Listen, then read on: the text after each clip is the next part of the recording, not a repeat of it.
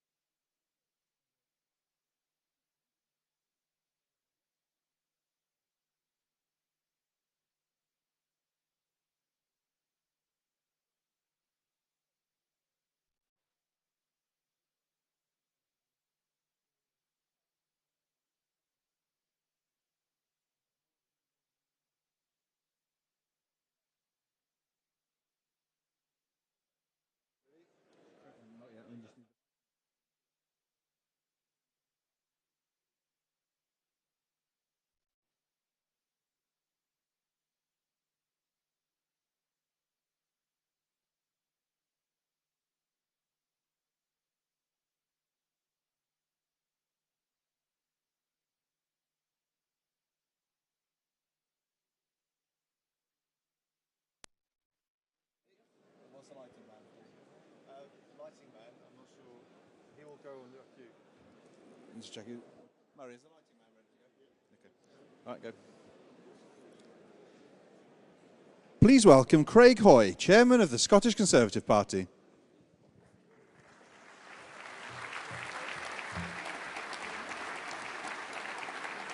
Good evening, ladies and gentlemen. On behalf of the Scottish Conservative and Unionist Party, can I welcome you to Perth for the hustings, the Scottish hustings, for the Conservative leadership election.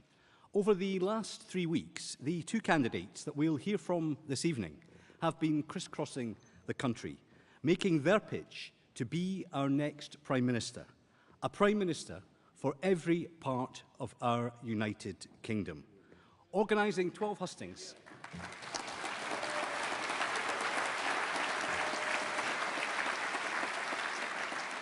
Organising 12 hustings at such short notice is a huge logistical exercise, and I would like to thank the teams at Scottish Conservative Central Office and CCHQ for their dedication and commitment. And I'd also like to thank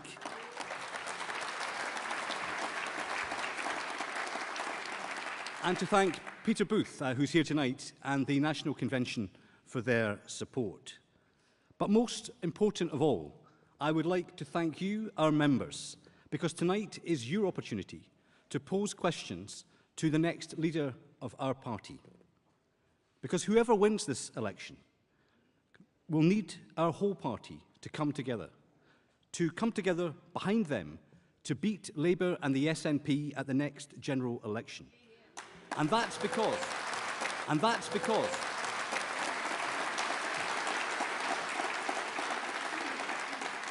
And that's because we know that a Conservative government acting in the national interest will always be better equipped to deal with the challenges ahead, better equipped to run Britain than Labour, better equipped to stand up for Scotland's vital place in our United Kingdom.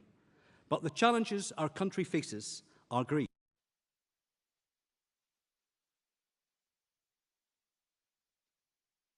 Government, obsessed with constitutional division at any price whatsoever, rebuilding our public services after the pandemic, and Russia's evil invasion of Ukraine. I believe that both of the candidates for the leadership have the potential to steer this country through these very difficult times, the potential to win that election, the potential to return our party to government for another 5-year term. But before we hear from the two candidates in the contest to become the next leader of our party, please give a very warm welcome to our Scottish Party leader, Douglas Ross.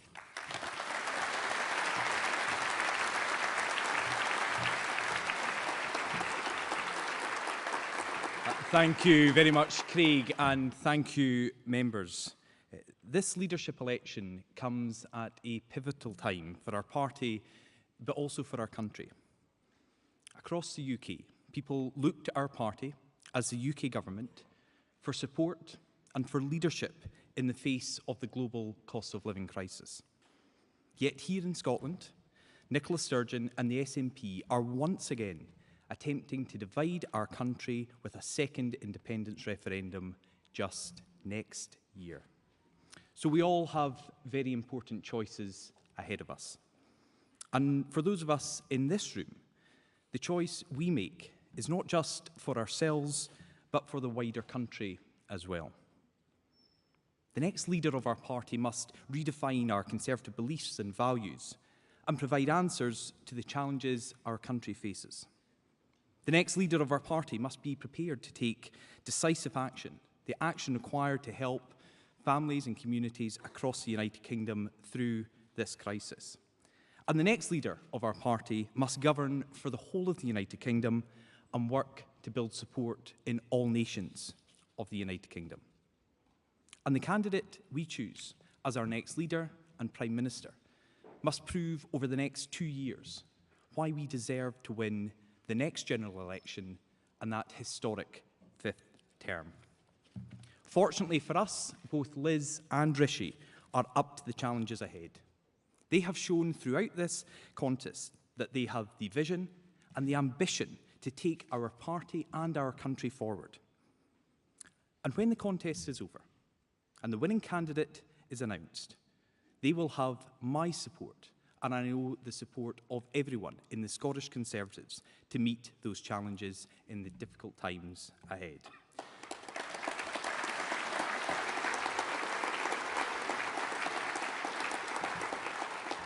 So thank you very much for joining us here in Perth today, joining us online and watching this Scottish hustings. But one other person who I know will have the full support of everyone in this room is our host this evening. So please give a very warm welcome to the STV's political editor, Colin Mackay.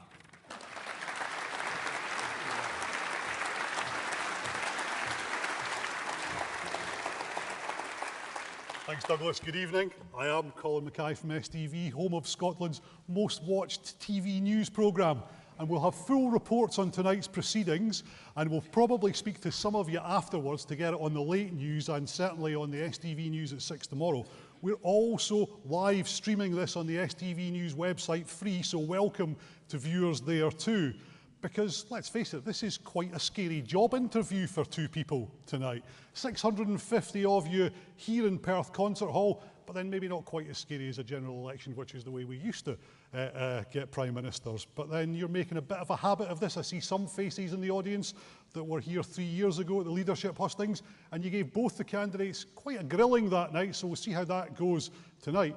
But just let me check before we go any further. Have you all got your ballot papers here in the hall? Not with you, but have you all got your ballot papers? Yes. Have any of you not filled them in yet? Have any of you yet to vote? Oh, quite a lot of you. That's quite impressive. That's not at all what the newspapers have been reporting.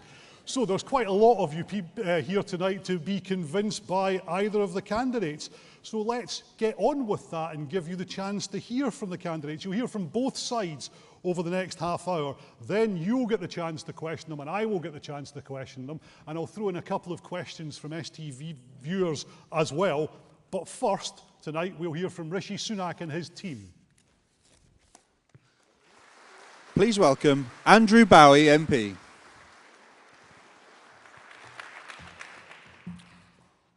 Ladies and gentlemen, good evening. It's so good to see so many people here tonight. I am here to introduce to you our next Prime Minister.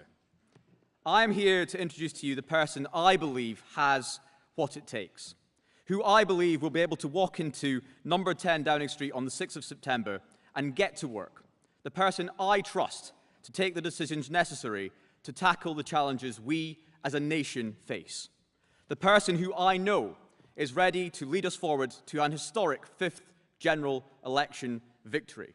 And the person I know is ready to take on Nicola Sturgeon, ready to boot the SNP's politics of gripe and grievance, of division and hate that we've seen outside this hall tonight into touch.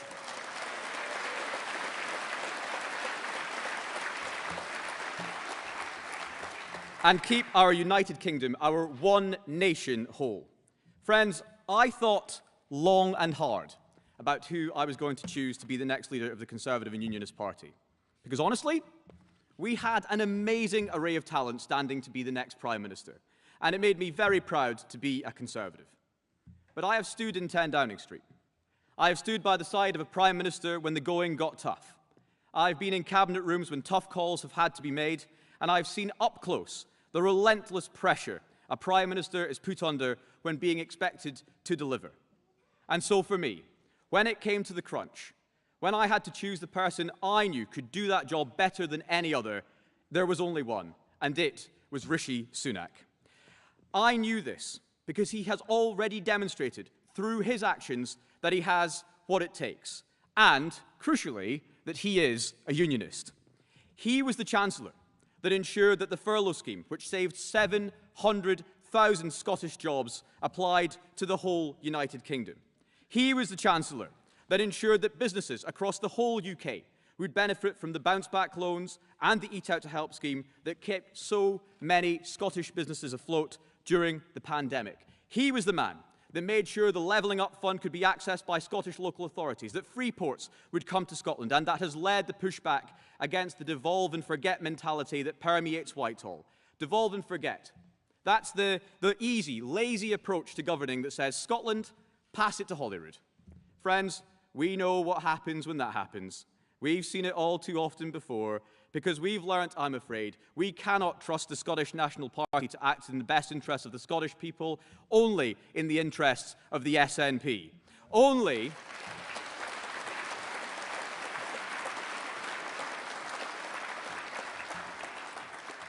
in the interests of the two-time Vogue cover star, TV personality, Instagrammer, sometime First Minister, Nicola Sturgeon, who is definitely not an attention seeker. I'll give that to Liz. She got that bit right. But you know what? We don't beat her. We don't beat the SNP.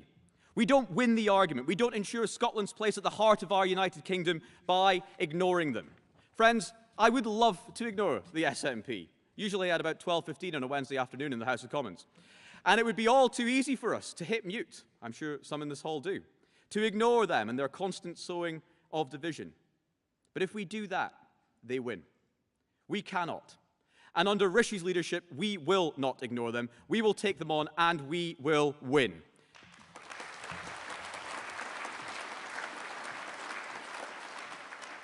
Rishi will bring to an end the days of the SNP obscuring its failures by picking and choosing the data it publishes.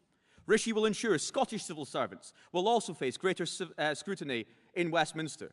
Friends, Rishi will see for the first time that this failing Scottish National Party government are properly scrutinised by the UK Parliament. Friends,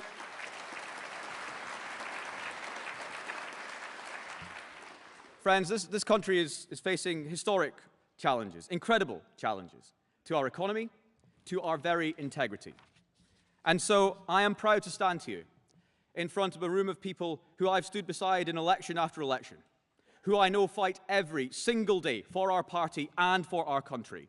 And introduce to you a man I know has what it takes, who has what it takes to tackle those challenges, to get our economy back on a firm footing, to invest in our child's future, to lead us as we lead the world, and to keep our one nation whole with Scotland at its heart. And that man is my friend, Rishi Sunak.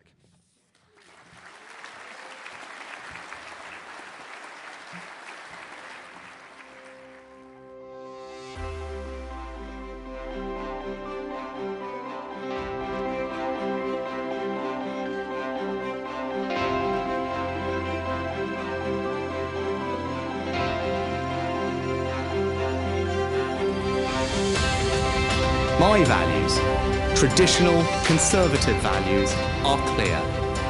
Hard work, patriotism, fairness, a love of family, pragmatism, but also an unshakable belief that we can build a better future. We need a substitute. Rishi Sunak is the real deal. He has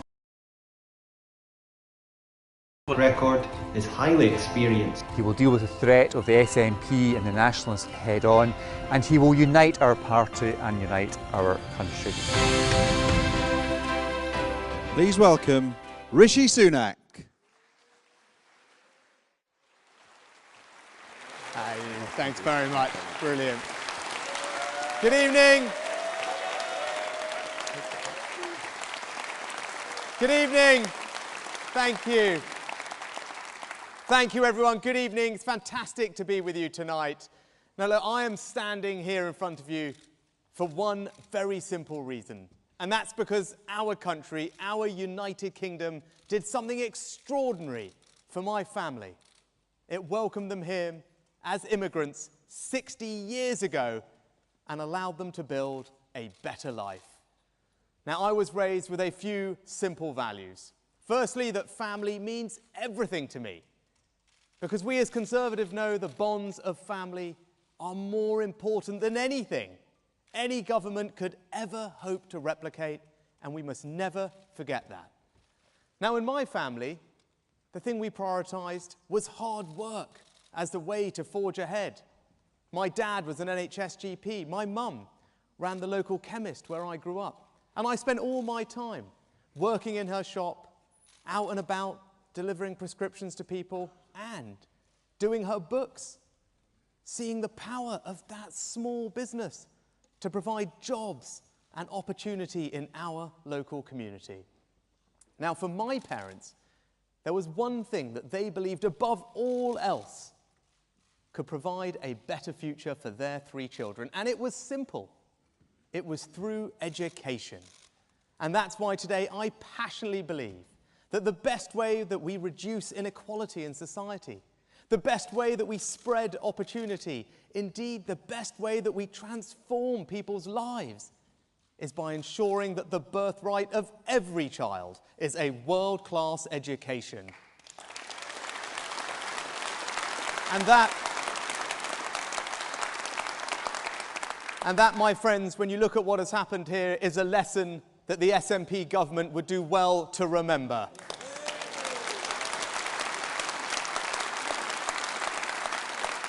So that, in a nutshell, are my values: patriotism, family, hard work, service. And I know, looking at you, that those are your values too, and that is because they are Conservative values. And that's why I want to be your Prime Minister, to put those values into action, to build a better Britain and ensure that everyone has the same opportunities that I had.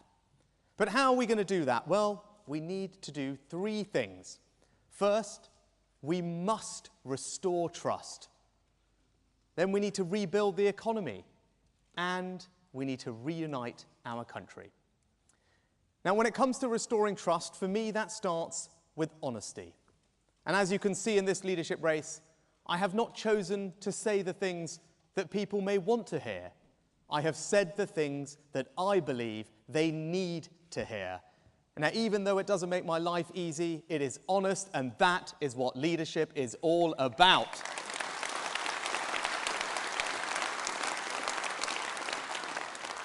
But we'll also restore trust by delivering on the things that matter to people. That's why I've set out a bold plan to finally start reforming the NHS so that we can stop talking just about how much money we're putting into it and more about the quality of the healthcare we're getting out of it. And while I'm doing that, end this devolve and forget mentality. So I will not be shy about calling out the SNP's record on things like drug and alcohol abuse, because it's not good enough and the Scottish people deserve better.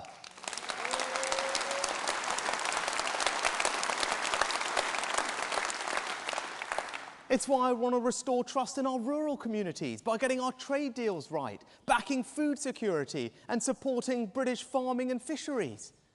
It's why I want to take on this lefty woke culture that seems to want to cancel our history, our values and our women.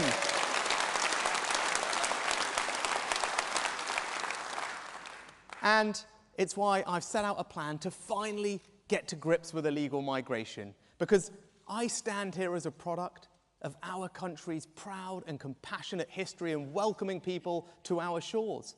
But it must be done fairly and legally. And when we turn on our TV screens and see scenes of people coming here illegally, it undermines trust in the system, and that must be fixed. And with my plan, I will fix it and take back control of our borders.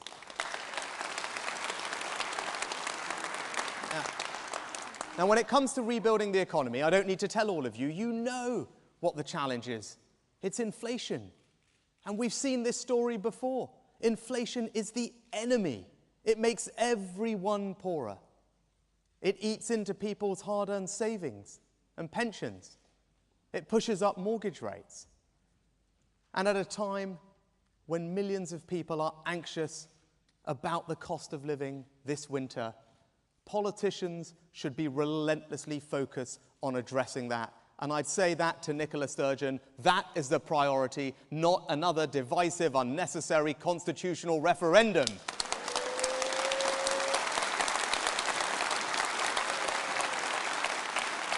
So this winter, of course, I will provide the help, particularly to the most vulnerable in our society, cutting VAT, but going further for those groups that need it, because that is what a compassionate Conservative government must do to protect the most vulnerable. But what I will not do is pursue policies that risk making inflation far worse and last far longer, especially if those policies amount to borrowing £50 billion and putting that on the country's credit card, and then asking our kids and our grandkids to pick up the tab. Because that's not right. It's not responsible, and it is certainly not Conservative. Kids to pick up the tab. Because that's not right. It's not responsible, and it is certainly not Conservative. Government who have chosen to not pass that tax cut on. Conservative government will always make sure that people's hard work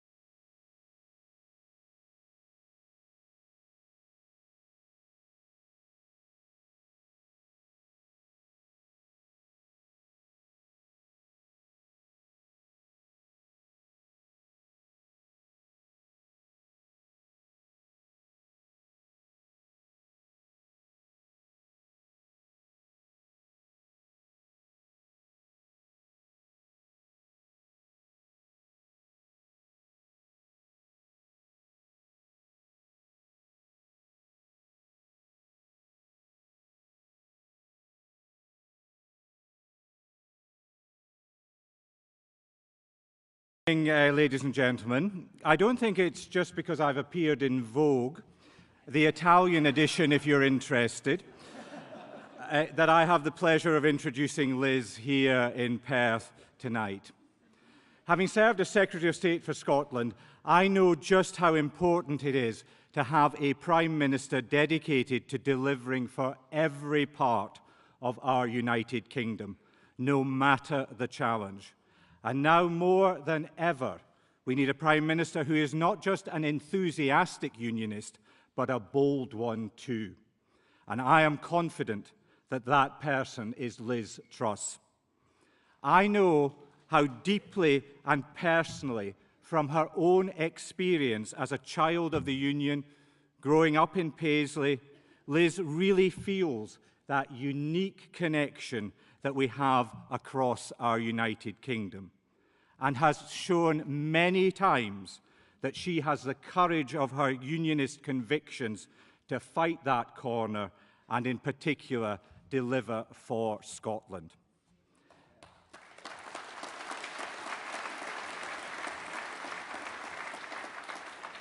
In my time in the Cabinet, Liz was a very rare thing, an ally and advocate within the Treasury, repudiating the Treasury's devolve and forget orthodoxy.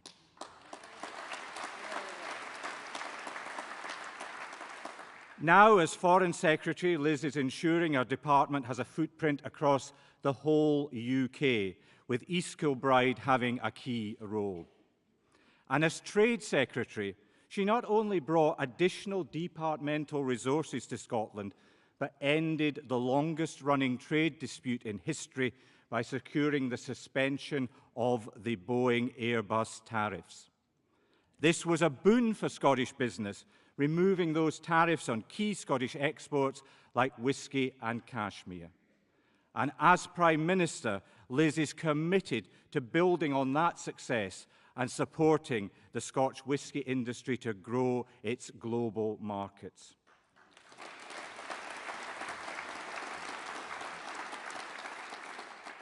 But, ladies and gentlemen, as we in this auditorium know only too well, not everyone wants Scotland to succeed as part of our United Kingdom.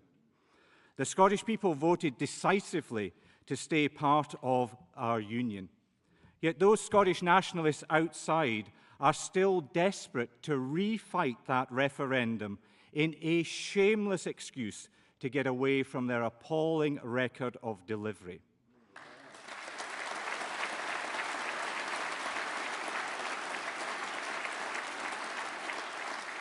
While the people of Scotland just want the constitutional wrangling to end and for both their governments to work together for their benefit.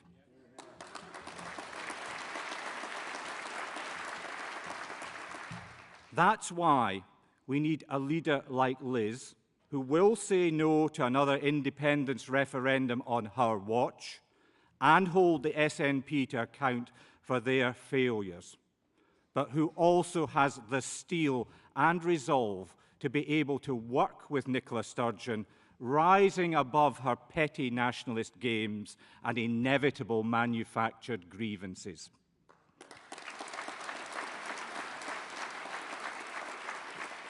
And Liz knows securing our union is not just about saying no to another referendum now. It's daily demonstrating those benefits of our union from Lerwick to Lockerbie.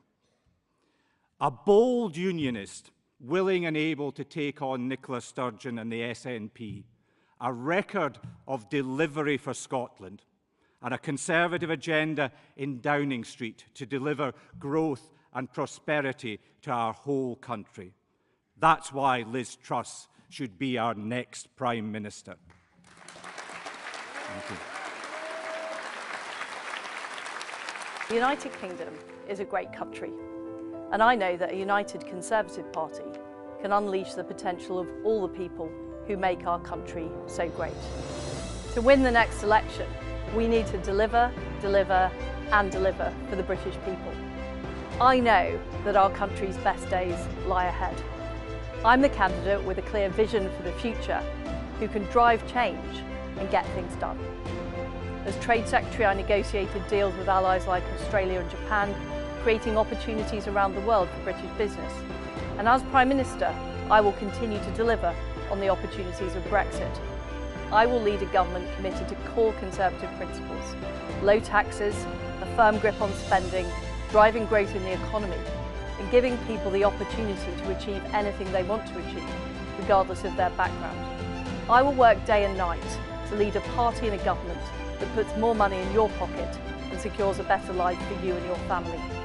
I've consistently delivered when I have said I would. And I love our country. I want the best for us all, and I'm the person to deliver that. Please welcome Liz Truss.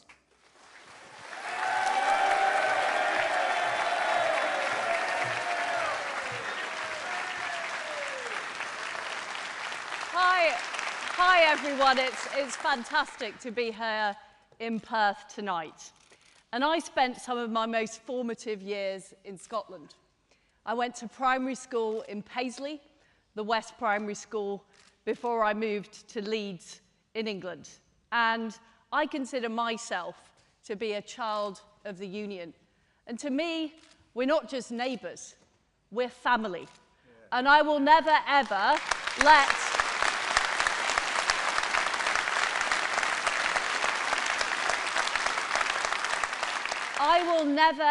let our family be split up.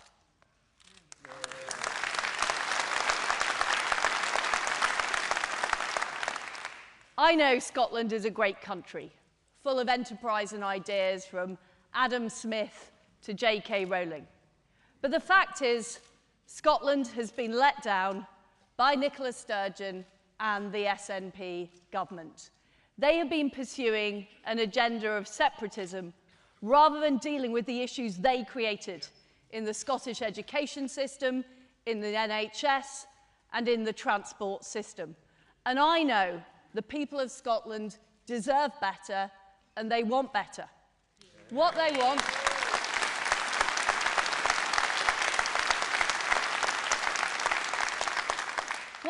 are opportunities. What they want is a job and more opportunities in life.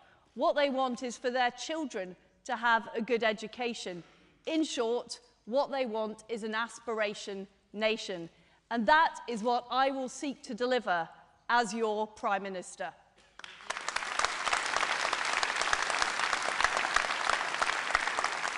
And as Prime Minister, I will also have the position of Minister for the Union, because that union is critical to the success of all of us, of Scotland, of England, of Northern Ireland and Wales. It's one of the most successful unions of all time.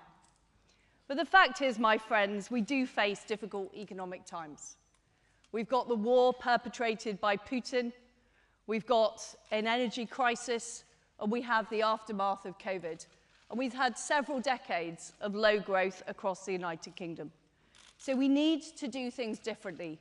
We can't just have business as usual. And I have a plan for growth for the whole United Kingdom. First of all, that's about unlocking the opportunity. Free ports here in Scotland. I will make sure that we get rid of the EU laws off our statute books by the end of 2023.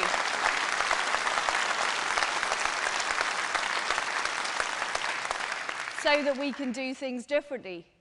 And I will get the next generation of trade deals that deliver even more for fantastic industries across Scotland, like the salmon industry, like the whisky industry, like our fantastic farmers. I'm proud that as Trade Secretary, I got the tariffs removed by the United States. And I don't think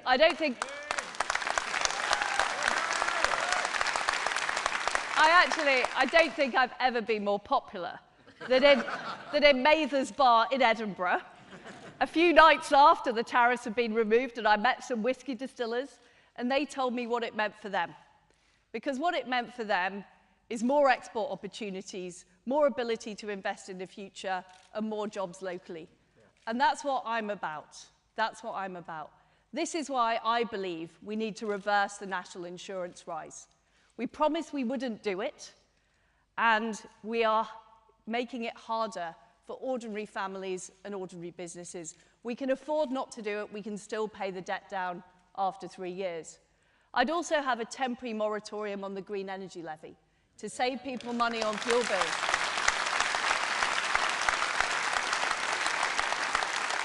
And what we need to make sure is we have this fantastic industry in Aberdeen and in the North Sea. We need to be using our gas supplies now to help people with their energy costs.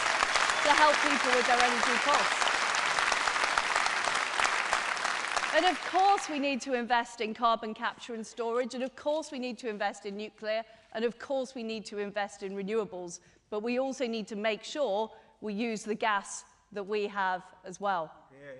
And I will also keep corporation tax low.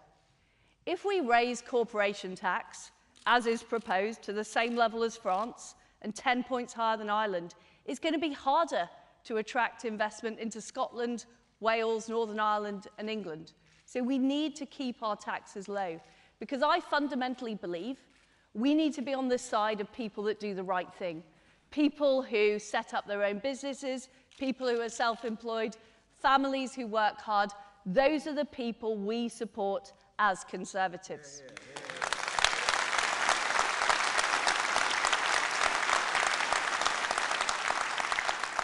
And I will back our farmers, and I will back our fishermen. We produce some fantastic produce, particularly here in Scotland, whether it's Scottish lamb and beef or our fantastic seafood industry.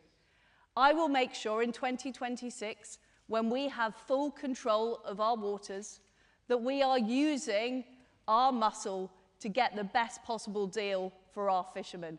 And you know that I'm tough when I negotiate with Europe.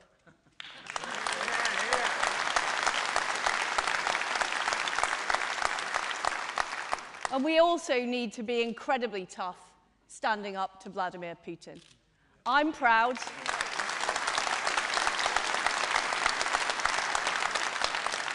I'm proud that we were the first European country to send weapons to Ukraine. And I, as Foreign Secretary, put the toughest package of sanctions on Russia of any country in the world.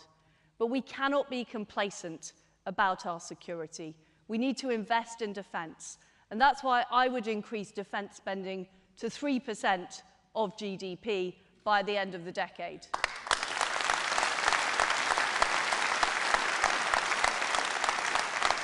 And I've seen the Type 26 being built and governed.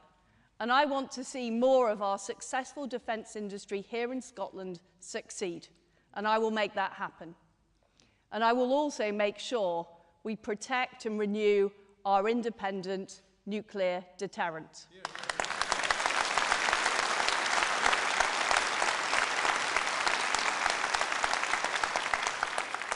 I will also deal with the problem of migration and illegal migration and the appalling people trafficking we're seeing over the Channel. We need to not just implement the Rwanda scheme, but we need to extend it to more countries. And I will legislate in British law to make sure we can't be overruled by the ECHR.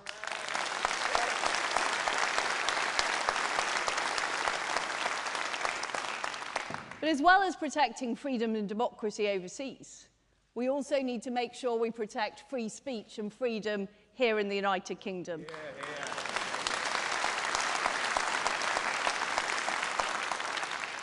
I don't have any truck with the identity politics of the left. I believe that people should be valued on the basis of their character, on their talent and their hard work, not their external characteristics. And I also believe, and I'm free to say, that a woman is a woman.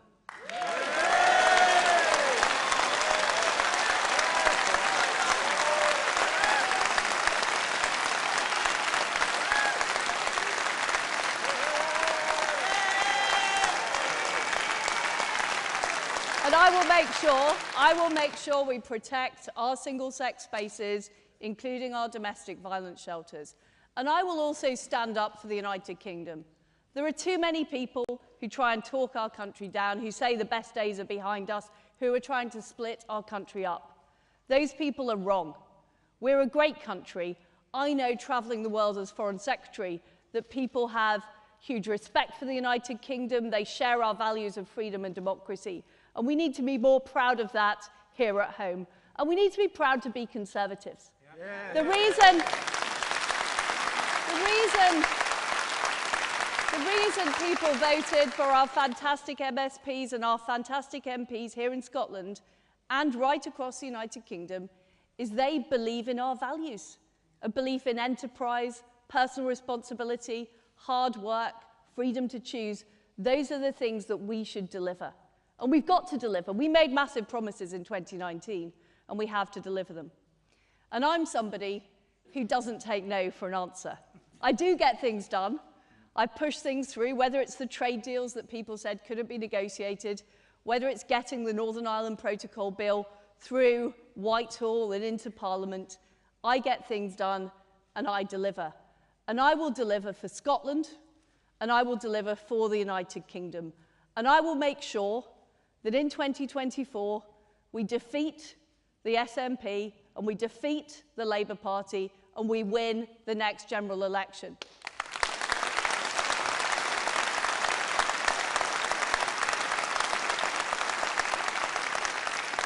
But most of all, I will make sure that now and forever, our fantastic union goes from strength to strength to strength. Thank you very much. Thank you.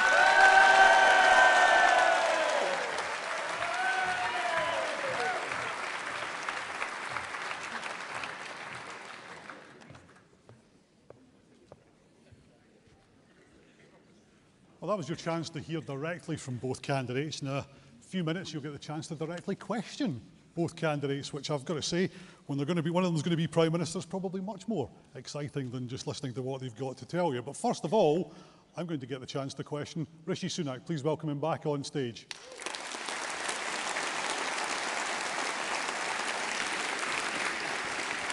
Hi, Colin.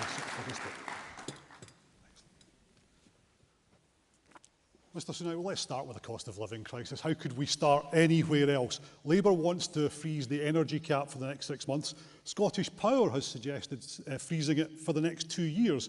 You're going to have to do something like that if you win, aren't you?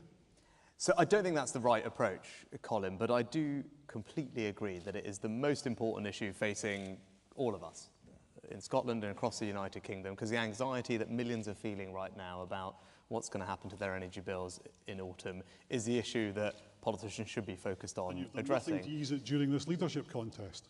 Well, actually, I announced many things as Chancellor previously. You've done nothing to ease it during this leadership contest when you've had Labour yesterday and you've had Scottish Power and you're doing nothing. Basically, if you don't freeze the energy cap, you're going to freeze the poor. So, Colin, what we're talking about is what's going to happen to bills in October, right? Which we don't actually know yet because that won't get announced for another few weeks. So what I would do is cut VAT off energy bills for everyone. That will come on top of the support I announced as Chancellor that's worth around £1,200 for the most vulnerable families. But I would go further than that because I think there are two groups of people who will need extra help come the winter, and that's people on particularly low incomes and people like pensioners.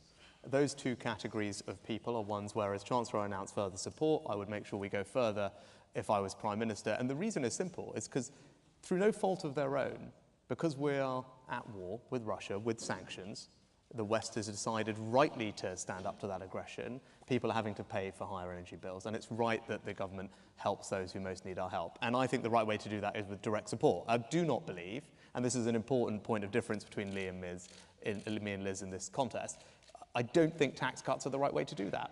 Now, the tax cuts that Liz are proposing is worth about £1,700 to someone on her income.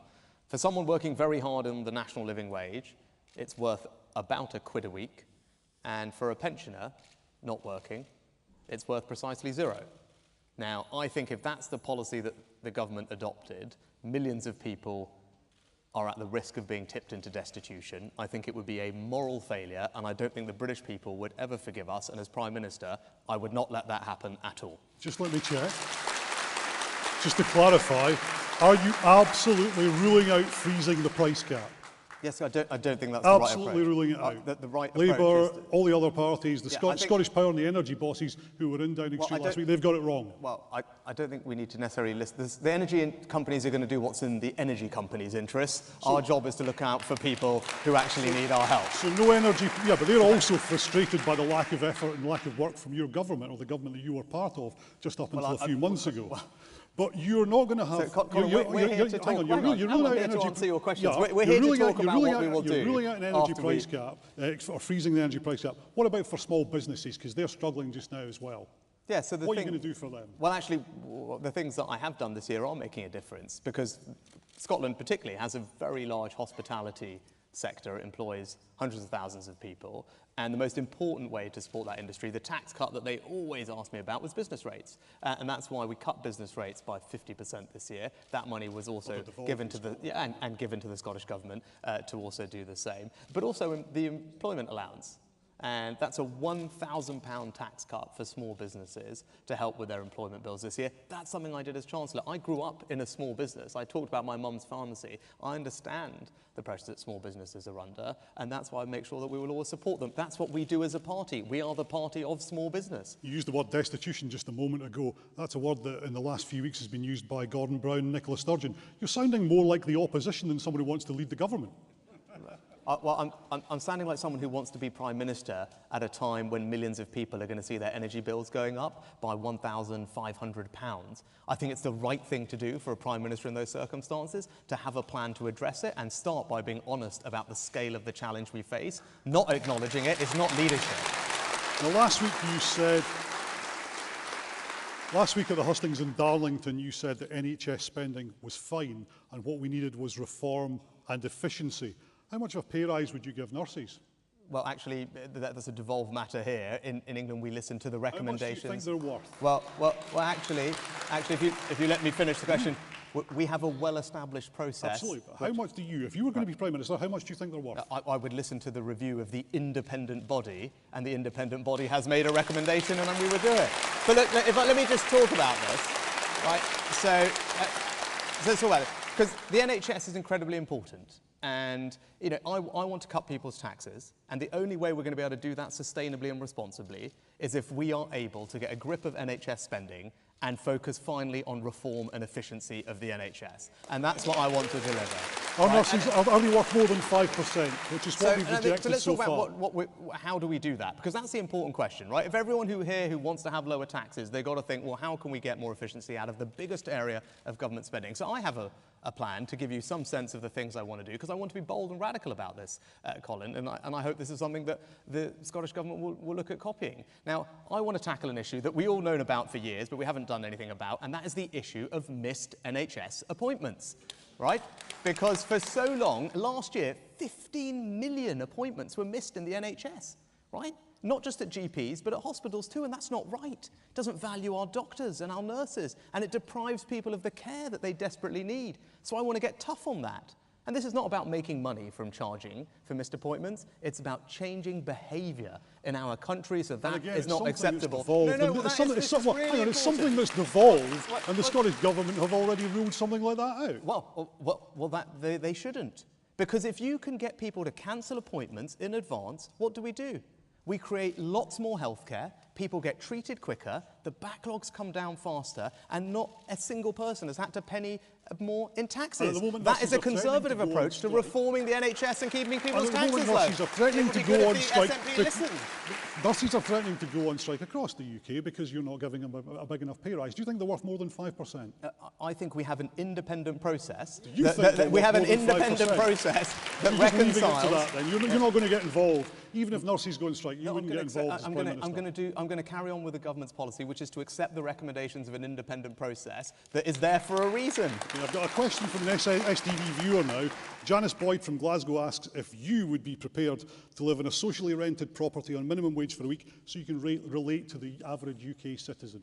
Yeah, so, I mean, I'd say to Janet, look, I know things are difficult right now for many people. I think the most important thing is to help them with their energy bills, and I've got a plan to do that, and particularly focused on the most vulnerable. That's what I did as Chancellor. But when our country was plunged into an unbelievably difficult situation a couple of years ago, when businesses and millions of families were watching a TV screen and not knowing what was about to happen to them, their livelihoods, their future, I stood up and made sure that I protected them, their families, their jobs, their businesses. I did it in record time, and I did it successfully.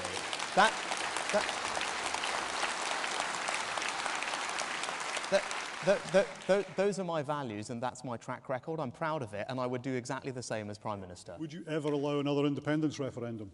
Look, as I said earlier on, at a time when, look, we've just spent 10 minutes talking about the most important issue, which is the cost of living, about the anxiety that people like Janet and others... So moving on to talk about independence, you're in Scotland. Would you ever allow another independence referendum? It'd be great if I could just answer the question, Colin, that you posed. That'd be marvellous. Thank you very much. If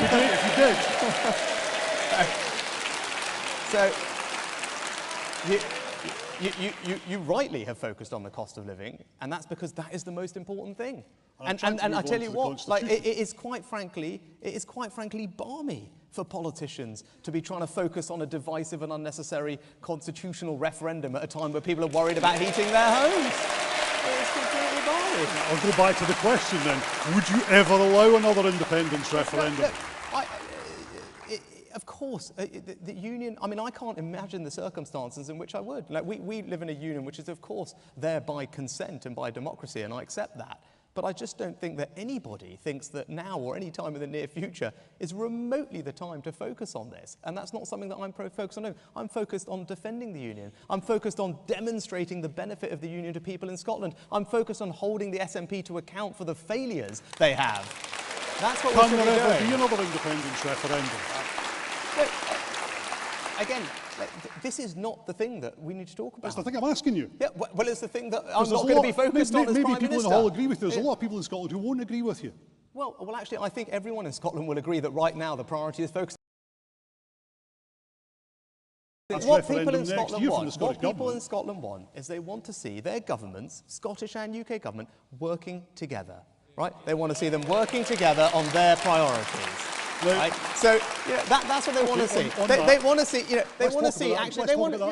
Well, they want to see. Look, they've got. Let's talk about that in Freeport. Right. They want to see, like, Douglas is right, because Douglas has been highlighting their failures to tackle drug and alcohol abuse, and he's got a good plan to sort that out. Alistair has been there making sure that we deliver Freeport, a policy I came up with in Scotland, right? That's the kind of thing that we should be doing, and that's what we will do if I'm Prime Minister. On Freeports, didn't you block the Acorn carbon capture project when you were Chancellor? No, I funded carbon capture and storage with £1 billion. In Teesside, but not in Scotland? No, I funded it overall for the United Kingdom. But it's not happening in the North East.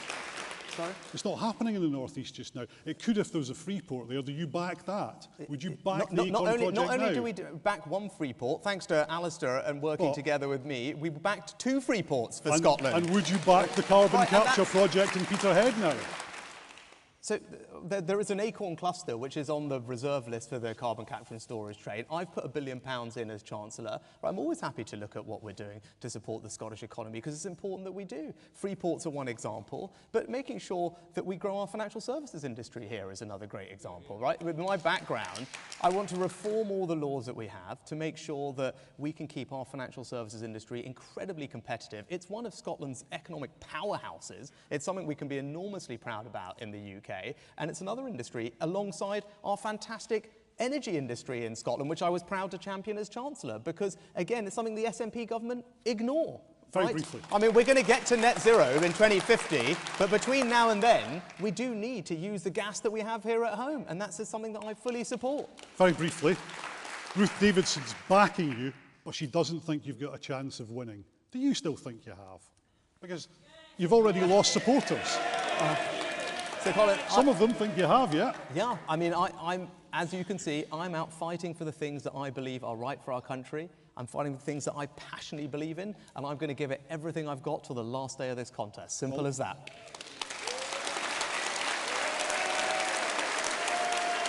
Let's open it up now to the audience. Now, there are people with white hoodies who have microphones. If you can wait till the microphones come towards you, and Rishi Sunak will take your questions. I'm going to start off maybe taking a couple at a time. So we'll take hands up if you've got a question. Right, there's a question from a lady there with grey hair and glasses. And that could, okay, it's platinum hair, sorry, it's platinum. And I'm looking for a question over there as well. Lady in a stripy top, we'll take you second. So we'll take you first, okay? Thank you. I'm Ros McCall, the Conservative Women's Organisation Chair in Scotland. To be the party of diversity, never more so than during this leadership race. But more still needs to be done. Our party is seen by the public in a certain way. So how will you combat that perception and use your skills to present the new face of conservatism in Scotland? Mr. Sunak. Well, as you said brilliantly, this leadership contest has highlighted the diversity in our party. And whatever happens at the end of this leadership contest, we're going to either have our third female Prime Minister or our second ethnic minority Prime Minister. And it was the Conservative Party that did that, right? So that's something for us to celebrate. But look, when it comes to how do we appeal, I think actually, if you think about all the research on people in the middle, swing voters, and broadening our appeal, by definition, they're not ideological because they're swing voters, right? They're not naturally Tories, they're not naturally Labour people. And what they want, well, above anything else, is a government that works. A government that is conducted seriously, that is conducted competently, and is conducted with decency and integrity at the heart of everything that it does. That is the change that I'm going to bring, and that's how we'll appeal to everyone. Okay, lady in the stripy top. Hang on, the microphone's there. When you're Prime Minister, and note when, will you rethink your plan to send the wretched illegal immigrants to Rwanda? It is inhuman, it's inhumane, and instead will you negotiate with the French to tackle the problem where it really begins, and that's with the illegal traffickers? Well, so with the greatest respect, I'm going to have to say I disagree with you. And the reason for that is simple. So look, I said this is really important. Look, I said earlier, look, I stand here as a representation of our country's unbelievable compassion in welcoming people to our shores. Whether it's most recently with Ukraine, but before that with Hong Kong, Syria, Afghanistan, my family, we have always done that, and we will continue to always be that beacon of hope for people around the world. But it must be done fairly, it must be done legally. And making the Rwanda policy work is an important part of getting a grip of this situation. But it's not the only thing we need to do. I'll tell you a couple of things we need to do to make sure that we can do this. We need to, I think, move away from the ECHR definition of asylum because it is too broad and it allows many people to be here who shouldn't be. BBC reported tonight that the government were warned that Rwanda would kill political opponents before you agreed to send them. Did you know that? No, the United Nations used Rwanda as a place to take refugees in previous crises. Coming from a government advisory. Did you know that? The United Nations believed that Rwanda was fine, so I do think that it's fine to do it. So you weren't aware of that, though? So I was actually aware that United Nations have used Rwanda specifically as a refugee and asylum centre in previous crises because they believe that it is a safe place. Okay, lady up the back. Hi. Talking of the United Nations, I don't mind you scrapping the Human Rights Act as it is now. Will you fully incorporate the United Nations Convention on Persons with Disabilities into UK law? Well, Madam, I can't say 100% yes because I don't know exactly what's contained in it, but what I can tell you is that making sure that we have a country, a society, economy that is supportive of those with disabilities is incredibly important to me. And I'll just give you one example of something that I did as a junior minister to give you a sense. Now, I had no idea until I met families who were grappling with this, that those who are living with complex disabilities in our society, 250,000 of them, for those people, a typical disabled toilet is simply not sufficient because they have to use changing benches and hoists to help their children.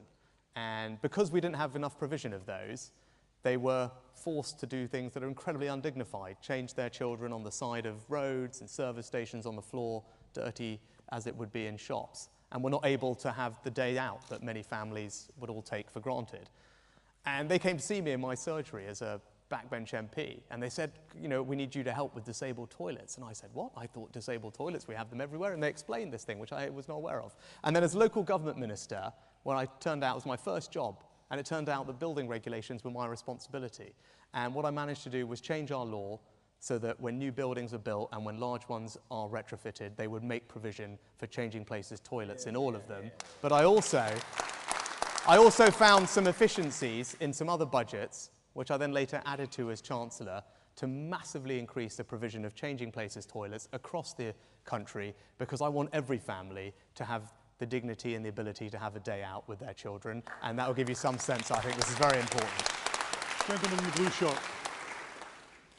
First of all, can I say very warm welcome to Scotland. Thank you for coming, and in whatever capacity, I hope we'll see an awful lot more of you. But one simple question that requires a short answer. Will you, within your first 100 days in office, signal the intention to pass legislation that will make it illegal for the SNP government here to spend money that is beyond their area of devolved powers, the penalty for which would be personal liability?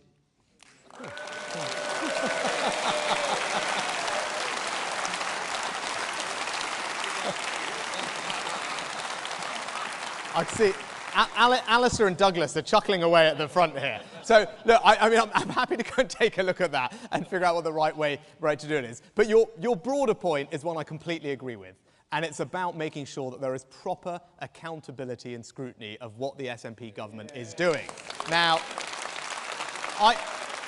I started to work on this as Chancellor, and we need to do more, because simply the mentality in Whitehall over the past decade has been devolve and forget.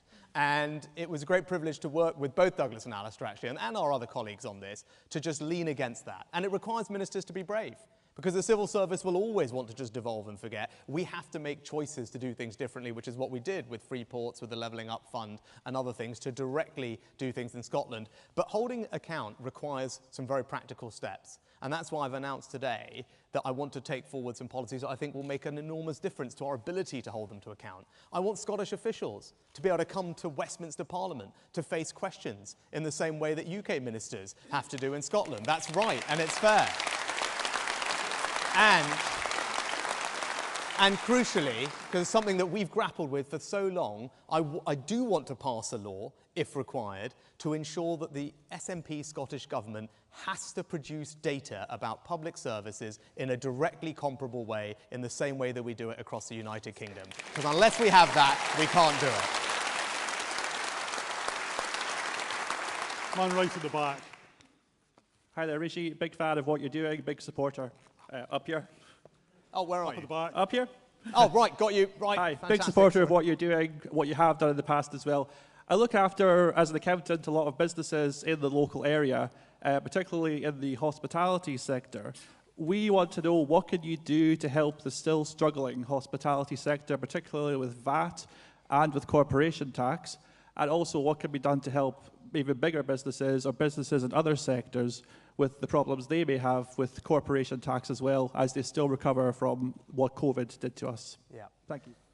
So, look, the hospitality industry is something that matters enormously to me, and that's why during the pandemic you saw me act time and time again to support it. And it's not just because I like eating out or going to the pub, it's because that industry employs 2 million people across our United Kingdom, and typically those people are younger, they're on lower wages, they're coming off unemployment. So as a matter of social justice, it's an industry that deserves our support. Now, many of the, other than VAT, which you mentioned, many of the other direct levers are devolved, which is frustrating. So whether it's business rates for the hospitality industry, whether it's planning reform for our high streets, those things, unfortunately, are not within my purview.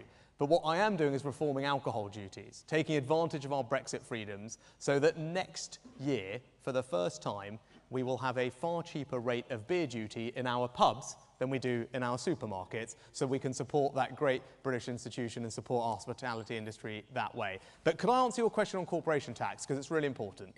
because many of you will have heard that I want to put up corporation tax, and you'll be sitting there thinking, hang on, we thought this guy was meant to be a Tory. Why is he doing that? And so let me explain what we're doing. So corporation tax is going to go up next spring as part of paying back some of the things that we had to do during COVID, and I think it's entirely reasonable that businesses take some of the load there. But there are three things I want you to remember. Firstly, the rate that the corporation tax is going up to is the lowest in the G7, the group of large economies that we compete with, like America, Canada, France, Italy, Germany. If you look at the 20 largest economies that we compete with, we'll still have the fourth lowest rate, right? So this is an internationally very low rate still. Second thing you need to remember is that it only applies to the biggest businesses. 70% of UK registered companies will not see an increase in their rate. They'll have a small business rate and they will continue to pay the same as they're paying now. And the third and most important thing for you to know is that it's going to be combined with significant new tax cuts for businesses that are actually investing in things and growing, and businesses that are innovating with R&D to create the products and services of the future. That's how you drive growth in a modern economy, and those bits of our tax system are very ungenerous compared to all our international competitors, and it explains a large part of our lower productivity in this country. I have spent an enormous amount of time thinking about this, analysing it, talking to businesses, and based on all my own personal experience in business, in finance, and as Chancellor, I am 100% convinced that my corporate tax plan is the right one for the United Kingdom, because it will actually drive growth and investment and increase productivity and create jobs. Liz's plan is the wrong one, sticking with the failed experiment of the last 10 years, whereas investment today, in spite of this low corporation tax we've had, investment today is no higher than it was a decade ago. It just hasn't worked. So instead, we need to cut business taxes on the specific things that actually make a difference to our lives, the things that will create jobs and productivity, and that is the tax system that I'm going to deliver for you, and trust me, it will be a better one for the United Kingdom. Young person down here.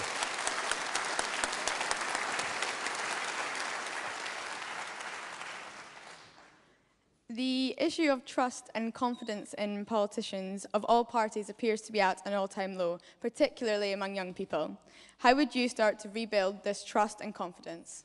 It's a very good question. Very, very similar to the lady next to you who asked earlier. And I think it's broadly the same answer, to be honest. But I think there are some practical things we can do very quickly, right? The first thing is to restore the independent advisor on ministerial standards and ethics.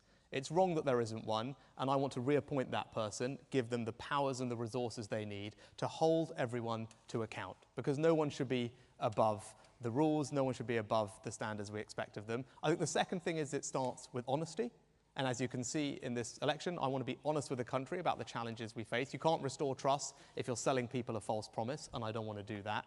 And then the third thing, to go back to what I said to your neighbour's answer, is to make sure that the government is run with integrity at the heart of everything it does, and that needs to be set by the person at the top. It's as simple as that, and if we can do that, then we can definitely restore trust, and we can appeal to a whole new generation of voters too. Are you saying it hasn't been run with integrity?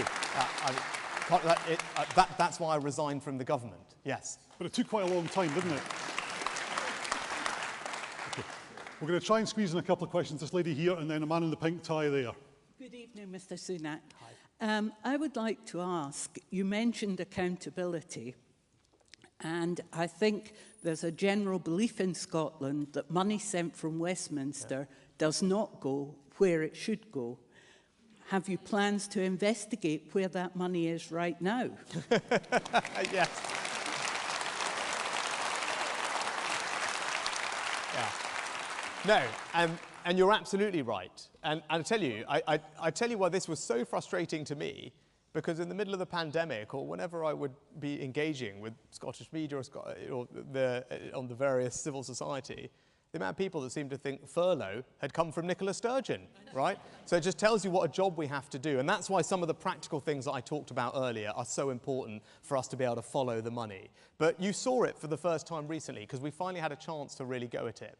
Because I did a spending review for the UK, which sent £4.5 billion a year of Barnett to the Scottish Government. And then Kate Forbes finally stood up and did her spending review, So we were actually able to see the choices they made.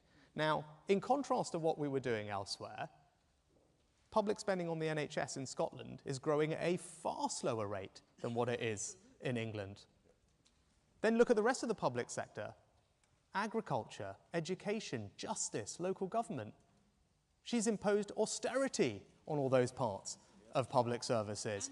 And yes, I have put an income tax cut in. And that's in, and I'd given the Scottish Government money to pass that income tax cut on. They chose not to do that. So you might scratch your head and say, hang on, well, where's all this money going then? So they're not giving it to the NHS, they're in austerity everywhere else, they're not giving the income tax cut. We found out where it's going. You know where it's going? The welfare budget in Scotland is increasing by 50% over the next 5 years, right? That is wrong, right? And we have got to be able to make that argument. We are a party that believes in people working hard, and we want that hard work to be rewarded. That's where the priority should be. It should be on cutting people's taxes, not putting more money into the welfare system, and we have got to make that argument, and that's one of the ways that we're going to beat Nicola Sturgeon, because our values are the right values, and they're the values of the majority of people in our country. But just on that, you would bypass the Scottish Government with some spending, would you?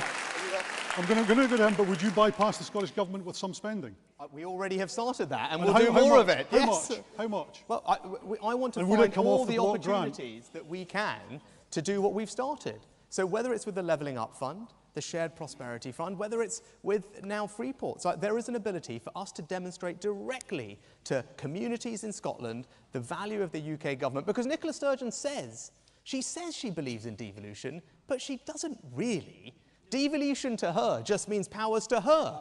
Real devolution. Final question to you from this gentleman here. Because as we know, real devolution is down to the communities and councils in Scotland. That's what we're going to deliver. Gentleman here.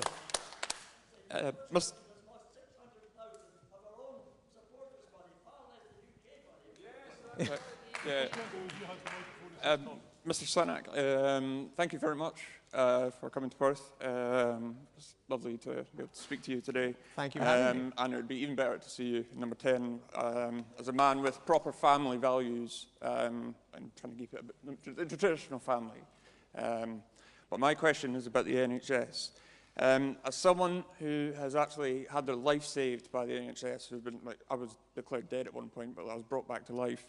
I cannot speak more highly enough about what is probably one of the greatest assets that this country has to offer. If you win and enter number 10 and get in charge of this country, how soon will you start reform and start bringing down waiting times and making the NHS run more efficiently without compromising on the health of patients, particularly that of patients with mental health issues? Yeah.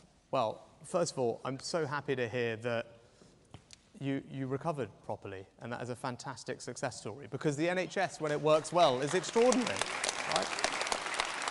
And that's why it's important that we as a party must be trusted with it, because we're not going to be able to win elections if the public don't trust us on their #1 public service priority, because your story is replicated a millionfold across the country, and that's why we need to make sure we're trusted with it. Now, I can be trusted with it. I grew up in an NHS family, right? I talked about my mum and my dad, and then as Chancellor, I did something incredibly difficult.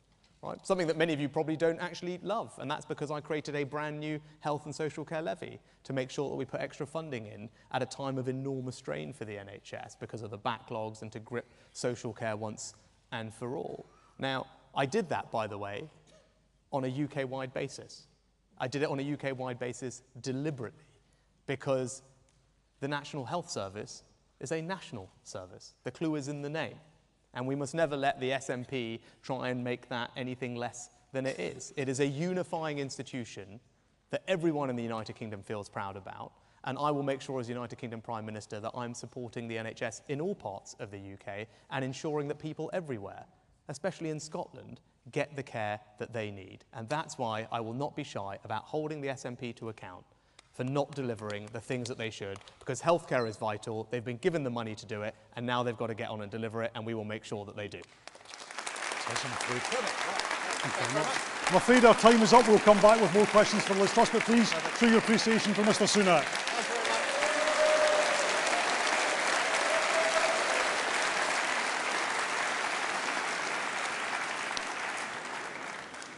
trying to get as many questions as we can in from the audience. We're already doing better than the other hustings have done in terms of getting questions in, so we'll do the same when we come to Liz Truss, who's about to join me on stage now.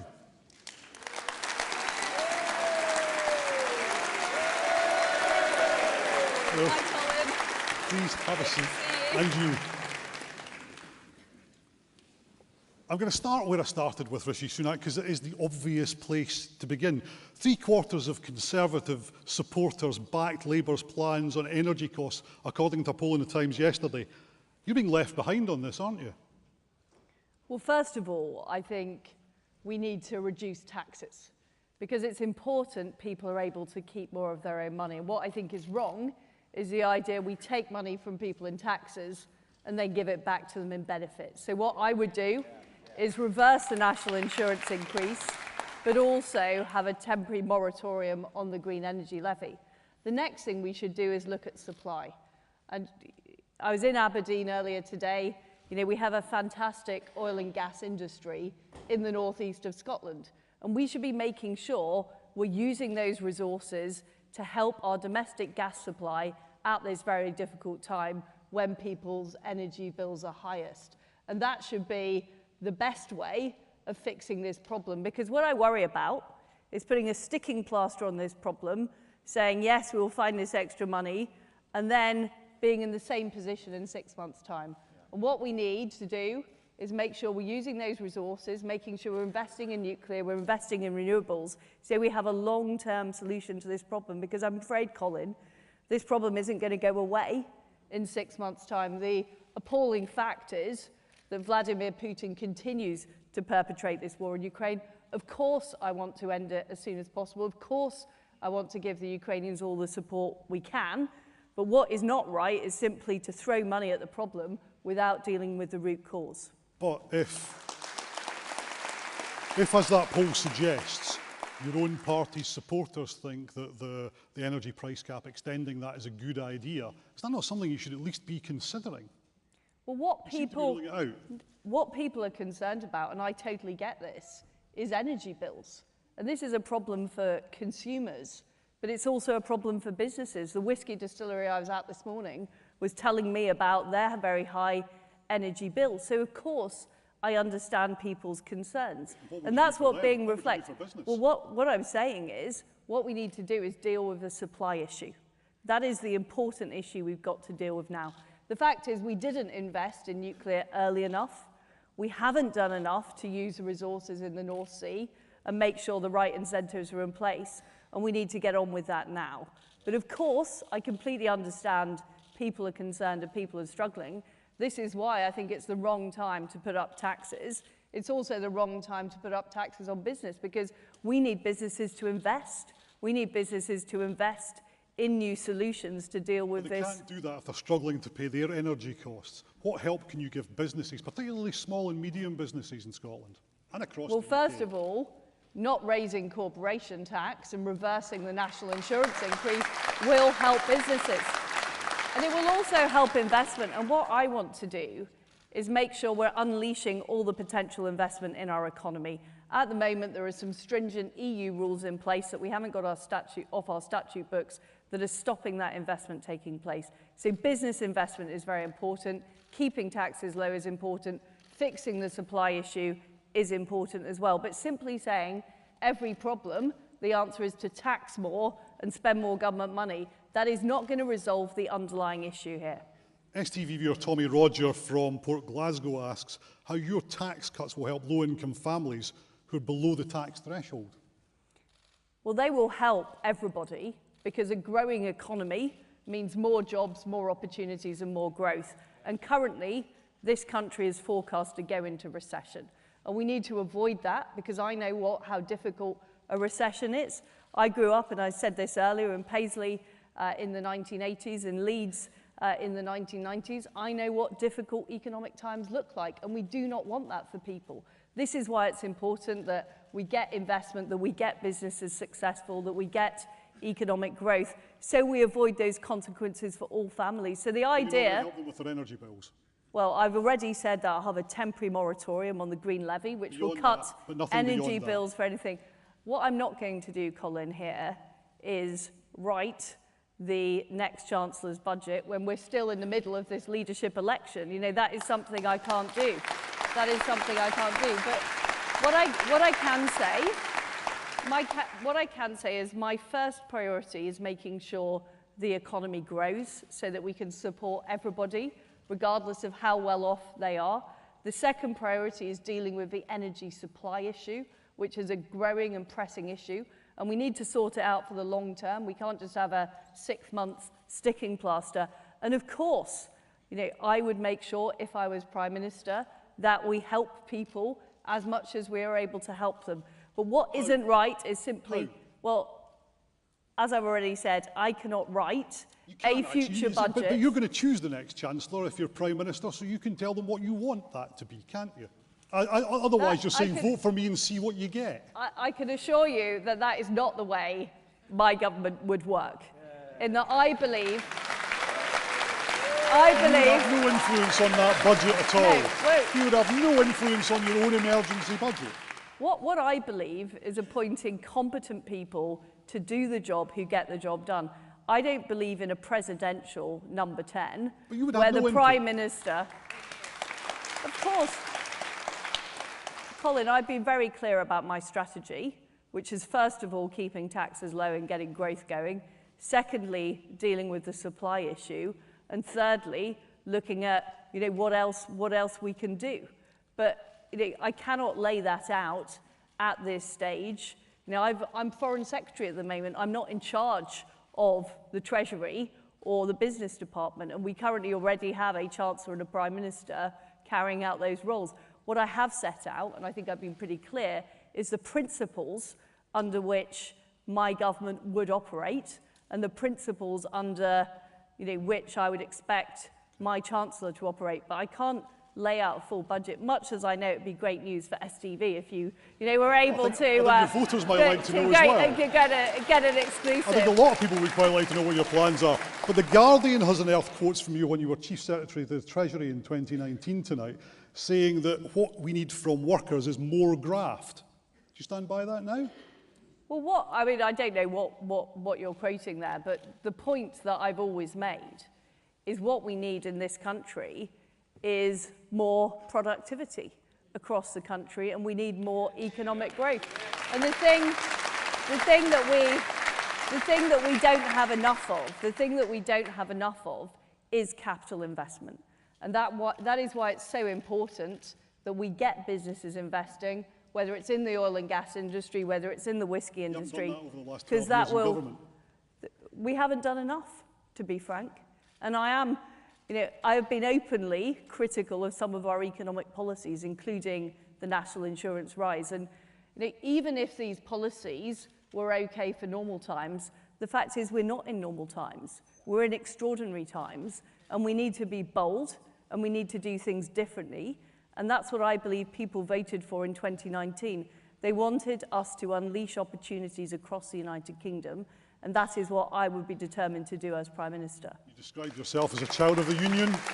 You grew up in Paisley. I've got my Paisley pattern tie on just to say that. For me? Absolutely, yes. Well, I'm pleased but to you've see lost your your bias, accent. Colin. You've lost your accent. I have.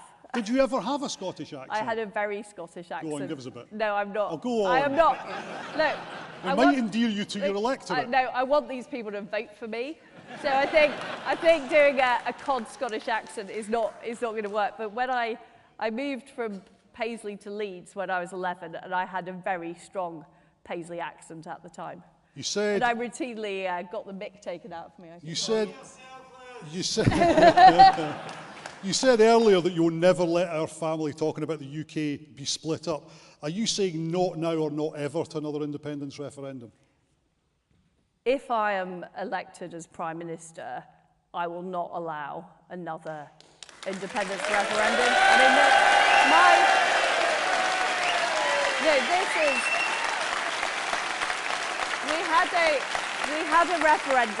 We had a referendum in 2014. It was once in a generation.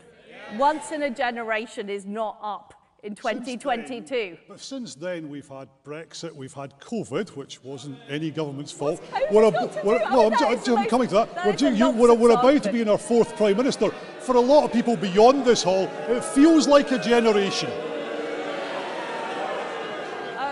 What's the timescale then? Is there a democratic route for Scotland to decide that it wants to change its future? Look, it was Is there a agreed democratic route?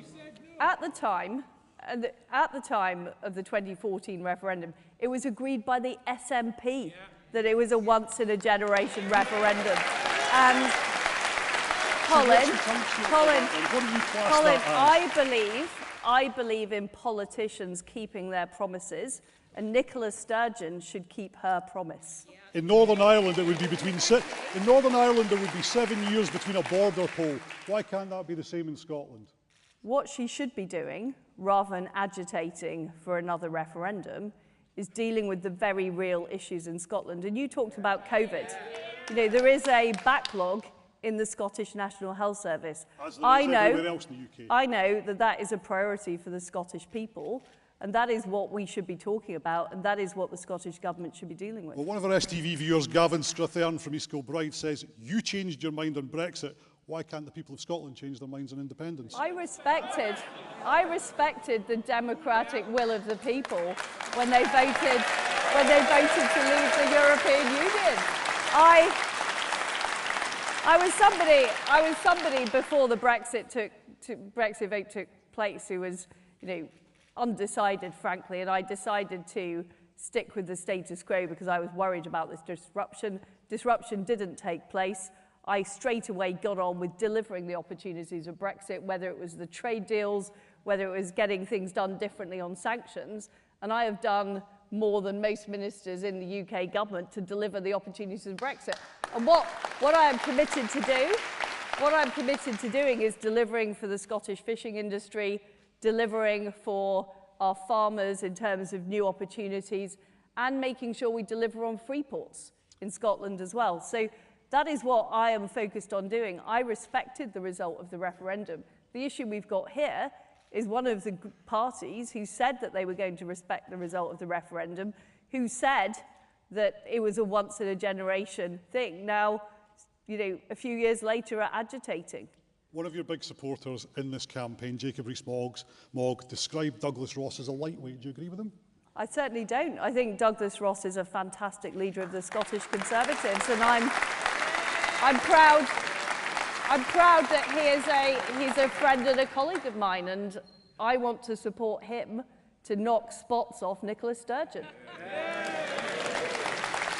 I do. And Douglas Ross thinks Boris Johnson misled Parliament and ultimately the people over Partygate. He's right, isn't he? I don't agree that Boris Johnson misled Parliament. Boris did a great job as Prime Minister. He really misled you. He did. He delivered Brexit. He delivered the election result. He delivered on the vaccines. He's the only world leader with a street named after him in Kyiv because he backed, and a croissant as well, by the way, the only because Prime he Minister backed. with a fixed penalty notice for breaking COVID rules, which everybody here, I'm sure, stood by. I think he's the only Prime Minister that's actually been Prime Minister during COVID. Well, but he's the only one with a fixed penalty notice for something like that, isn't he? Colin, he's resigned. He's leaving the job. He's leaving the job. And you know, what's done is done. And in the meantime, he's gone on holiday again. Is he right to have gone on holiday again, leaving the country without a Prime Minister effectively? I think Boris Johnson is entitled to go on holiday. I think all of us are entitled to go on holiday, apart from candidates in this leadership election who are absolutely not There is no entitled break for to you go on whatsoever, holiday. because we're now going to move on to our audience questions. And I'm going to start at the back this time, if you want to. Yes, it's entirely up to you. Yeah, absolutely. I just do it so I can see people better and get the colour of their hair wrong. Sorry about that. I'm going to start at the back this time. There's a gentleman up there on the left. Is there a microphone going to him sitting next to a woman in red? Near the front? Yes. And if you can put your hands up when you want me to come to you, I will try. I'll come to you next because you didn't get in the first round. Gentleman there first. Hello, Liz. Thanks for coming to see us in Perth this evening. In Scotland, we have one functional nuclear power station. The SNP would like us to believe that they have the controlling power over whether we can have any further nuclear within Scotland. It's clear that we need it. How do we deliver it as a United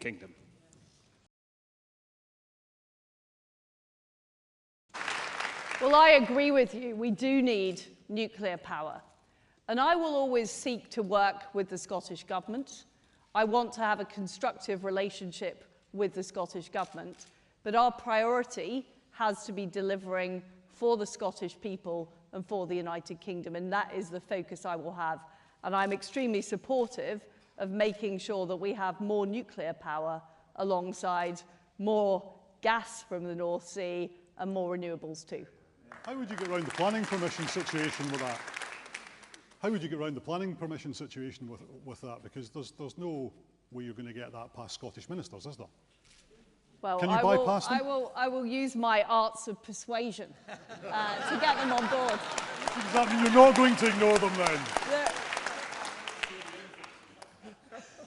You're not going to ignore them then? Well, what I am going to ignore is these constant calls for a referendum. And there's, but no, let's be clear that I will work with Douglas Ross in a constructive way to help and support the people of Scotland. That is my priority. Gentleman here. Thank you. Good evening, Liz. Fantastic to see you up here. One of the questions I have is, when we talk about reversing taxes or bringing in tax cuts, when we looked at removing the red diesel there, it's had a knock-on effect, especially in local authorities where, with our refuse trucks, our equipment and civic sites are now having to pay full tax on that. Also the construction industry and new house building for local authorities. Is that something that would be considered? Well, what I want to do is look at the tax system overall, because there are many ways in which our tax system doesn't work.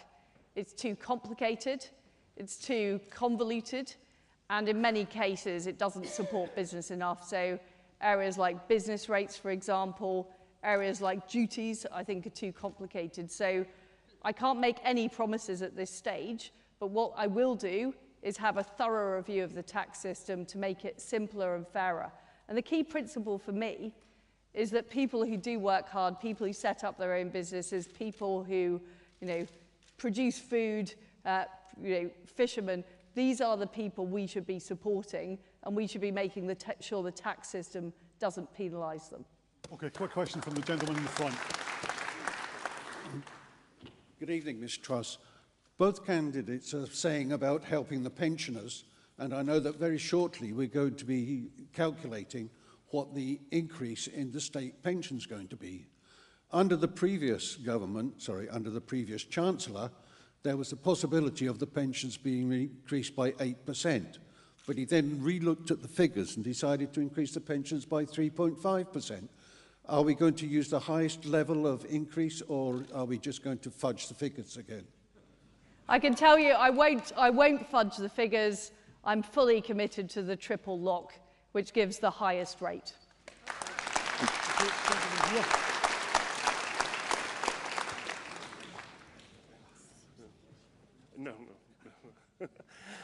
Thanks for coming to Scotland. You're welcome to Peebles anytime. What will you do to protect Scotland from this divisive and incompetent SNP administration and preserve the union? You've sort of answered it already, but I thought I'd like to hear it from yourself. So, first of all, we need to make sure we are delivering for the people of Scotland on their priorities. Growing the economy, supporting investment, supporting jobs at this very, very difficult time, and making sure that issues like the energy supply issue are dealt with, because people will vote for us on the basis of whether or not we deliver. And I think that is absolutely important, and I am somebody who does deliver. I also want to work very closely with Douglas and his team in Holyrood, because I think it's very important that we support each other, and that the Cabinet are regularly talking to the shadow team in the Scottish Parliament, and we are able to get things done in that way as well. And that is the way that we can take on Nicola Sturgeon. It's by demonstrating that we're delivering as a UK government and pointing out, and Douglas and his team pointing out, the failings that we've seen. I mean, we've seen failings on everything from ferries to trains to roads to nuclear power to education, to health. The list is endless. But what we need to do is show we're delivering. So it can't be just about what the SNP isn't doing. It also has to be about what we are doing. And this is why I think things like delivering for the Scotch whisky industry is incredibly important. And it shows what having a committed UK government that talks to counterparts around the world, opening up opportunities, delivers for Scotland. So we need to carry on showing that we're delivering and how that is improving people's lives across this country. Okay, there's a lady who's got out of her seat specially to ask you the question. Liz, thanks for coming this evening. Both candidates have spoken this evening about supporting those that work hard and do the right thing. Appreciating that the Bank of England is independent from government, one thing that I have noticed is that the minute that interest rates go up by the Bank of England, it hits your mortgage or loan immediately, but doesn't hit your savings account. And I'm just wondering, what would your government do to make sure that those that are doing the right thing and saving feel the benefit of those interest rate rises? Well, the answer is there's a lot more we need to do to drive competition in the financial services industry and make sure that banks and other investors or investment products are delivering for people.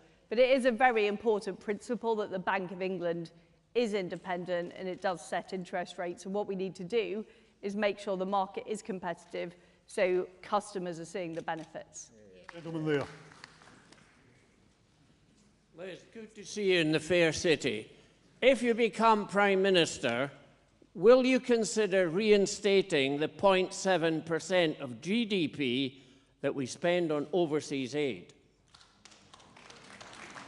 Well, the answer is that at present, it is not economically affordable. I will see what the position is, and when we are able to afford it, we will do it, and we're committed to that under legislation. But what I have done as Foreign Secretary is make sure that we're focusing our money on humanitarian aid. So we've put a lot of money into Ukraine to support the people who are suffering and struggling with food and with accommodation and shelter. We're also putting a lot of money into the Horn of Africa. And what we're doing is we're reducing the amount that we give to the multilateral organisations like the World Bank so that we can have more control over the spending and we can make sure it's going to those most in need. Gentleman in the middle. Good evening, Madam Prime Minister. Please don't get ahead of yourself. Please, don't let me get ahead of myself. Okay, my question is about research and funding, something that both candidates have not mentioned at all in this leadership contest. So there's currently work going on about UK's association with the EU Horizon. So what are your plans to make sure there is an alternative for our scientists to be able to carry out our work, to continue to battle, to provide, to make sure that we're ready for future pandemics? Because I know a lot of people will agree with me, science did a lot of work to solve the problem of COVID. You need to give us more funding to do more work, to carry out more research, to cure diseases like cancer and diabetes. Mm-hmm. Well, you're right. Research, see a lot of researchers in the audience today. Research is incredibly important, and what I have been doing as Foreign Secretary is meeting with counterparts like the Swiss, the Israelis, the Japanese, to look at wider research networks the UK can be part of.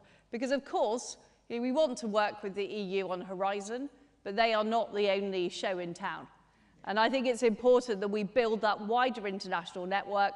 We are one of the world's best countries for research, particularly in areas like life sciences and physical sciences. And I'm determined that we build that wider international network so that we are able to share our expertise, have that collaboration, and really have a global reach. And that is the opportunity for Britain. Now we're no longer tied to specific schemes in the European Union. We really can develop with the best in the world.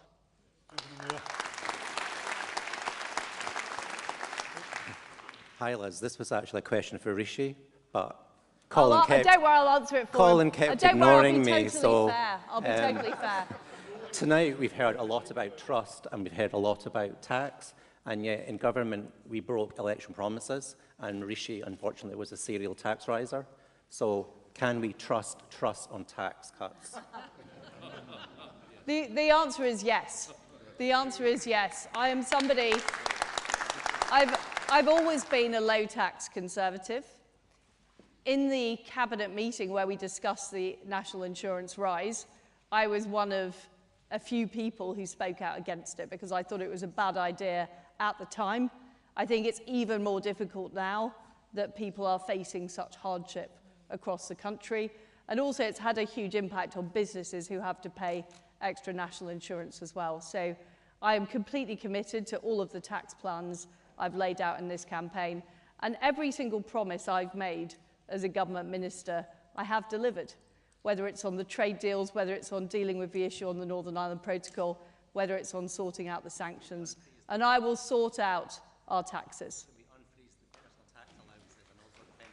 Well, now you're asking for even more.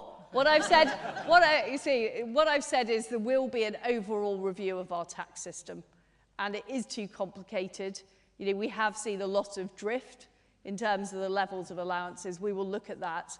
But what I want to make sure is that we have a very clear economic plan that grows the economy, because ultimately this country is going to be successful when we get business going, we back business, we see a faster growing private sector than the public sector. That's what I want to achieve.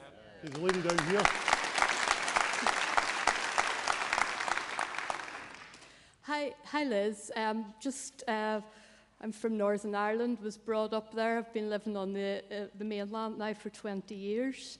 I was home the other week and all my friends and family would like to know, are you going to get Sinn Féin and the DUP into government to get things done? It is a warm-up, but the answer is yes, but we do need to resolve the issue with the Northern Ireland Protocol.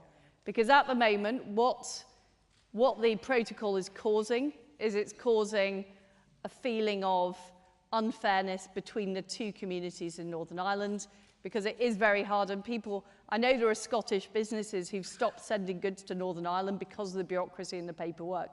So we need to sort that out. We need to create the green and the red channel, and we also need to make sure that the people of Northern Ireland are able to benefit from the same tax rates as the people of Great Britain. It's understandable that people feel they're not being treated as part of the United Kingdom because of the way the Northern Ireland Protocol is operating. So this is why the Protocol Bill is important.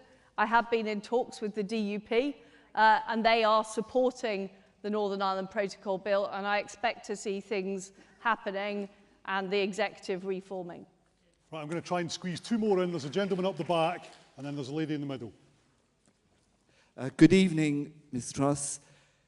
You have talked a lot about the role of fracking could play in addressing the energy crisis.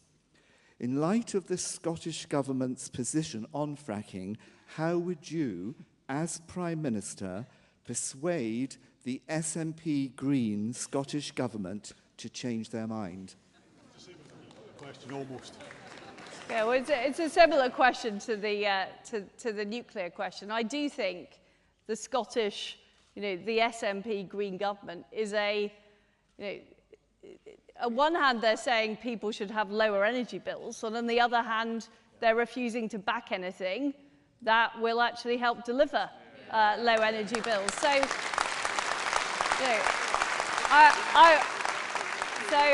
I will look at ways that we can persuade them that actually these are important ways of transitioning to net zero. But what we can't do when we're achieving net zero is to hammer consumers and hammer businesses in Scotland, because ultimately what it will mean is less revenue into the exchequer and fewer opportunities for the people of Scotland. So I will make that case. Lady there with a brief question, isn't it? It is a brief question, isn't it? Good evening. I think that in the early stages of this leadership election, Rishi had more parliamentary support than you did. will you, if you become the next Prime Minister, will you seek to unite the party by including Rishi and some of his leading colleagues in your cabinet, in leading positions? Well, thank you. And I don't know if you're following, but I have gained quite a few parliamentary supporters in recent days, including, and I don't know if, including 11 members of the Whip's office who've come out in support of me today. But it is important that we unite the Conservative Party. We're all Conservatives. We all want to beat Nicola Sturgeon. We all want to beat Keir Starmer.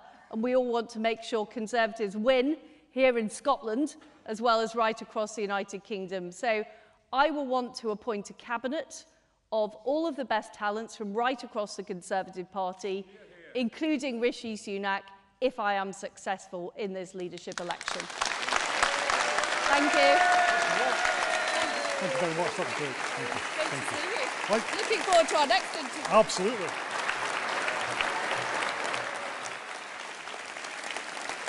Well, that pretty much is your lot. I've got as many questions as I possibly could from STV viewers, crucially from you in the audience tonight. If you'd show once again your appreciation to both candidates, please.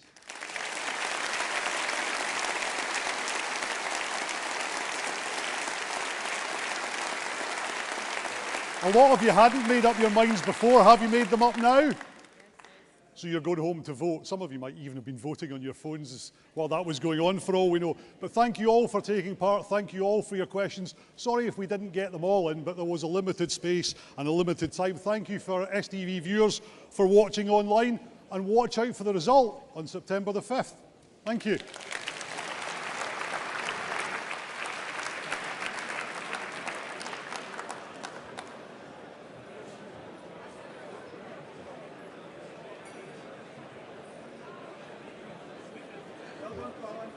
Thank you. You didn't do me.